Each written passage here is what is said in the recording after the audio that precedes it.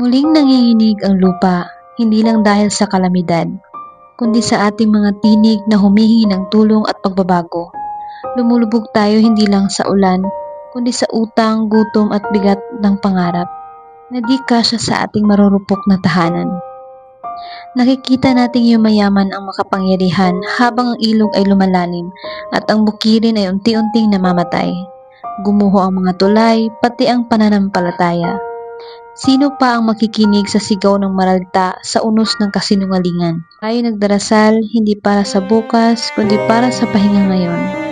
Na umurong ang baha, na makatulog ang bata, na ang gutom ay hindi manaig. Ngunit ang langit ay tila walang katapusan, at sa tuwing ito'y nabibiyak, pati puso natin ay nadudurog. At sa gitna ng lahat ng pagwasak, isang katotohanan ang nananatili. Diyos lamang ang tunay na makatulong sa lahat ng ito. Sa Kanya nakasandal ang pag-asa na muling mabubuo ang bansang wasak.